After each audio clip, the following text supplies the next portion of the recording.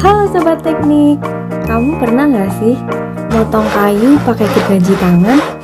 Baru 2 cm aja, tangan udah gemeter, kayak habis minum kopi 3 gelas. Oh no! Tapi zaman dulu, leluhur kita tuh bisa motong, ngukir, bahkan nyambung kayu dengan akurasi sampai 0,01 mm. Padahal belum ada tuh yang namanya penggaris besi, belum ada juga laser level, apalagi AutoCAD. Gila nggak tuh? Wow! Ini bukan tukang biasa, ini namanya insinyur spiritual. Kita ngomongin zaman Majapahit dulu deh, zaman Sriwijaya. Bahkan sebelum-sebelum itu, rumah adat, istana, pura, candi, semuanya dibangun tanpa semen dan tanpa paku. Tapi, kok bisa ya ratusan tahun masih tetap berdiri kokoh kayak sekarang? Wow! Jawabannya, ilmu pertukangan presisi. Bukan sulap, bukan sihir, tapi ilmu teknik yang diwarisin turun-temurun. Dan, jangan salah, ini bukan cuma soal potong dan paku. Tapi, ini soal memahami material, geometri, akustik, dan bahkan energi alam. Coba deh kamu bayangin, ada Pak Tukang tua, duduk di bawah pohon, pahat kecil di tangan kanan, senter matahari di atas kepala. Dia ngukir pintu pura Bali, ukiran simetris kiri kanan. Padahal nggak ada penggaris, nggak ada sketsa cepak, dan cuma pakai perasaan. Ini kayak AI, tapi pakai hati. Mereka tahu, bentuk yang seimbang itu bisa terasa, bukan cuma kelihatan mata. Tangannya udah kayak CNC manual. Dan, kalau kalian tanya ukuran ukirannya, bisa presisi sampai 0,01 mm loh. Itu berarti lebih tipis dari sehelai rambut manusia. Nah, ini dia yang mind blowing. Zaman dulu, mereka nyambung kayu tanpa paku. Gimana coba caranya? Tekniknya dinamain interlocking joinery. Ada yang pakai teknik pasak, lubang kunci, dan bahkan sambungan tersembunyi. Yang kalau nggak ngerti cara bukanya, kamu bakal pikir itu satu batang kayu utuh. Kayak sulap, tapi pakai logika teknik. Dan yang paling gila, setiap potongan itu presisinya harus pas. Harus banget pas. Kalau meleset 1 mili aja, hasilnya bisa goyang. Oh no! Tapi, karena ilmu mereka akurat, bangunan rumah adat Toraja, Jepara, bahkan Nias, itu semua tahan gempa. Terus, kamu mungkin bakal bertanya-tanya, mereka ngukurnya pakai apa sih? Jawabannya, mata, pengalaman, dan perasaan. Nggak percaya?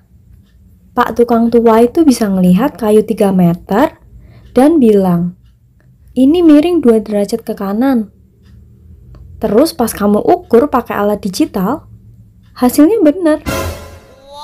Itu namanya kalibrasi spiritual, di mana retina mata udah setara sama mikrometer. Mereka juga ngerti banget loh, karakter setiap jenis kayu itu berbeda. Contohnya kayu jati, itu keras dan tahan air. Kalau kayu sono keling, itu agak lentur dan bagus buat ukiran. Kalau kayu nangka, itu warnanya kuning, jadi cantik buat hiasan. Sedangkan kalau ulin atau kayu besi, itu super berat, tapi anti rayap. Setiap material tuh dipilih sesuai fungsinya masing-masing. Ada yang buat struktur, buat detail, ada juga buat sambungan.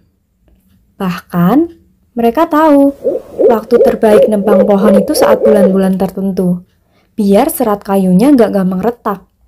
Mereka ngerti ilmu teknik dan ilmu langit. Nggak cuma soal bentuk, ukiran leluhur kita itu juga penuh makna. Setiap motif bisa mewakili kehidupan, keseimbangan, harapan, bahkan hubungan antar manusia dan alam. Jadi, dalam satu pintu aja ada matematika, geometri, seni, dan spiritualitas. Ini udah kayak gabungan antara tesis teknik sipil plus skripsi filsafat. Iya nggak sih? Bahkan, beberapa rumah adat di Indonesia dibangun dengan pertimbangan suara dan energi. Masuknya gimana tuh? Coba kalian cek rumah gadang di Minang atau Lopo di Sumba. Atapnya tuh dibentuk sedemikian rupa biar angin bisa berputar dan suara bisa nyebar. Mereka nggak pakai sumber simulasi CFD, mereka pakai kuping dan intuisi. Bayangin deh, arsitektur mereka bisa bikin ruangan jadi kedap suara secara alami. Keren banget kan?